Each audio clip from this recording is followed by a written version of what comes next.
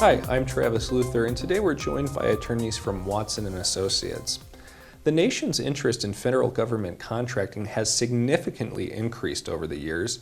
Large and small businesses alike are actively seeking new opportunities to increase revenues.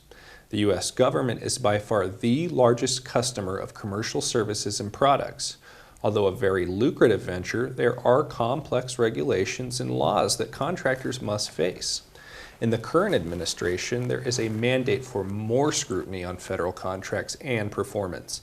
This puts current contractors in sensitive situations.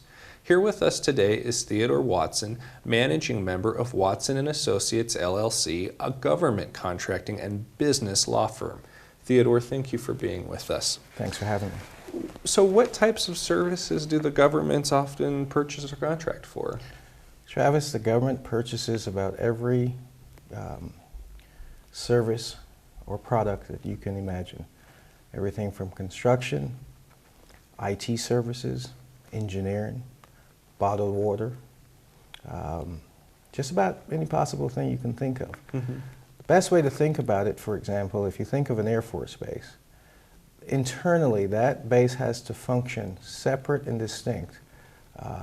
It has to have laundry services, has to have janitorial services, it has to have landscaping services.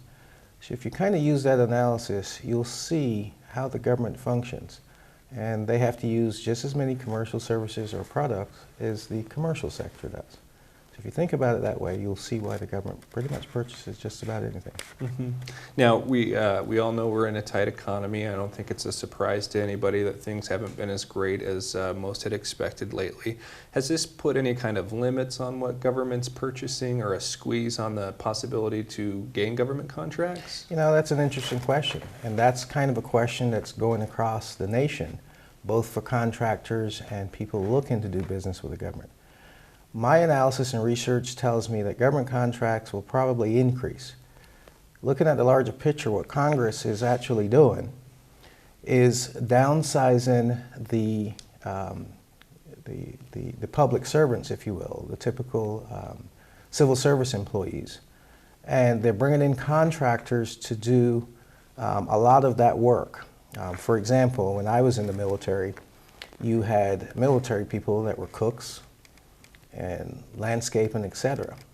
Well, what Congress has done long-term is downsize the military population because long-term they would have to pay the military people as they got promoted increase in salaries, and then when they retire they would have to pay them for life. Well, from the business decision you can see why the downsizing of the long-term effect will bring contractors in up front, even though Congress is willing to pay them a lot more, but in the long term they're going to end up saving money. Mm-hmm. So given that, I think there's a good argument to show that the requirements for government contracts will increase. With that said, there's the agency now are tasked to look at the contracts that they have in the forecast to determine which ones of those are necessary, etc.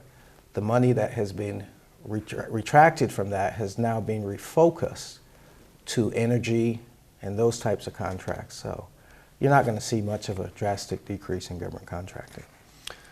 What are some of the hurdles or maybe unexpected surprises a possible contractor might face when trying to acquire one of these government contracts? One of the things that I have seen personally, I'm a former government contracting person, ran the small business programs, is that a lot of the contractors, especially in today's economy, they understand that the economy is tough, but they're not making the appropriate adjustments to parallel themselves with how the agency are selecting bids, which drives the other problem. I have seen over the years that contractors do the same things over and over again in their bid proposals. They are lacking the understanding of how to be more competitive.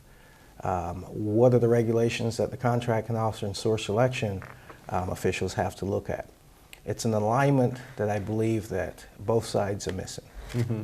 hmm and so maybe at your law firm, what you're able to do is monitor those changes in those RFPs and make sure that someone's not just continuing to send out redundant information, but that they're actually responding to a bid in a way that positions them in the best possible way to acquire it? That's probably one of the best analysis that you can apply. What I have done personally, and again from my experience of working on the federal side and have worked with source selection teams, is that I've used that information now, in addition to watching the trends and the changes in the economy, to be able to help the contractors readjust, reposition themselves, and write proposals that help the agencies select them.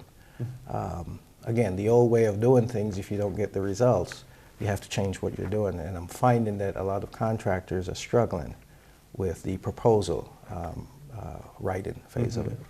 I've heard some language, team agreements or joint ventures now in government contracts. What do those mean? What's the significance of that? Well, I think the best way to look at it is, the government is buying commercial services or products.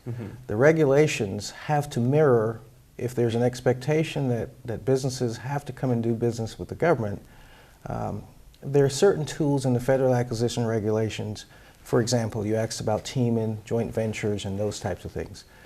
FAR 9.6, which is Federal Acquisition Regulations, FAR 9.6, allows or provides for these tools that the commercial sector is used to operating under. For example, small businesses or companies in this economy, by the way, they will not have employees, say for example in a construction company, they're not going to have electricians, plumbers sitting around when there's no work. And because of the economy now, a lot of the companies are downsizing. So what the teaming and joint ventures, I'll talk about teaming, a small business can look at a larger contract, which it probably couldn't handle on its own, use a teaming agreement with another company that has the capability, and together they join forces and they target a specific contract. Okay, well thank you, Mr. Watson. I appreciate you coming down this afternoon. Thanks, it's been a pleasure. If you are a business owner and you're considering looking into government contracts, or you filed a government contract and you have some questions or concerns about that process, I would encourage you to reach out to the law firm of Watson & Associates.